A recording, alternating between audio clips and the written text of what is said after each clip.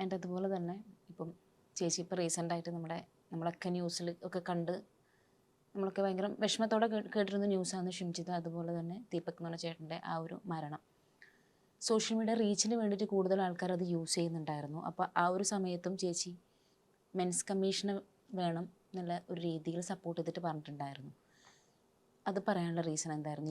ഈ ഒരു എക്സ്പീരിയൻസിൻ്റെ, ചേച്ചീൻ്റെ ആ ഒരു എക്സ്പീരിയൻസിൻ്റെ ബേസിലാണോ? ഇത് മാത്രമല്ല, മൊത്തത്തിൽ ഇപ്പം ഞാൻ പറയട്ടെ, ഒരു കേസ് വരുന്ന സമയത്ത് ഇപ്പോൾ പോലീസുകാരെ അവരുടെ സൈഡിൽ നിന്ന് നോക്കുമ്പോൾ നമുക്കറിയില്ല. ഒരു കേസ് വരുമ്പോൾ ഇത് സത്യമാണോ, ചെയ്തിട്ടുണ്ടോ എന്ന് ഒന്നും കൂടെ ഒന്ന് അന്വേഷിക്കണം എന്ന് എനിക്ക് തോന്നിയിട്ടുണ്ട്. പല കേസുകളിലും ഒരു സൈഡ് മാത്രം കേൾക്കുന്ന പോലെ എനിക്ക് തോന്നിയിട്ടുണ്ട്. അപ്പം നിയമം വരുമ്പം അതും കൂടെ ഒന്ന് പരിഗണിച്ചാൽ നല്ലതെന്ന് എനിക്ക് പേഴ്സണലി തോന്നിയിട്ടുണ്ട്. അങ്ങനെ ആകുമ്പോൾ പലരും ജയിലിൽ പോകില്ല. കാരണം ജയിലിൽ പോയി കിടക്കുക അത്ര സുഖമുള്ള കാര്യമല്ല.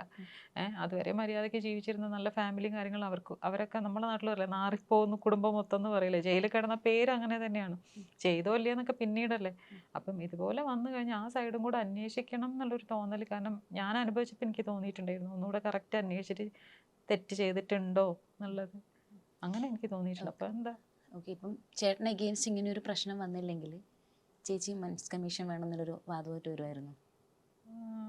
എന്നാലും കേസ് വന്നിട്ടില്ലായിരുന്നെങ്കിൽ പക്ഷേ തോന്നിയിട്ടുണ്ട് എനിക്ക്. രണ്ടും സ്ത്രീകൾക്ക് കുറച്ചൊരു പരിഗണന കൂടുതലാണ്, അതിൻ്റെ ഒരു അഹങ്കാരം അവർക്കുണ്ടെന്ന് എനിക്ക് തോന്നിയിട്ടുണ്ട്. എന്തും ചെയ്യാന്നുള്ളൊരു ധൈര്യം ഇപ്പം അത് നല്ലോണം കൂടിയിട്ടുണ്ട്. അല്ലെങ്കിൽ ഈ പണി ചെയ്യൂലല്ലോ.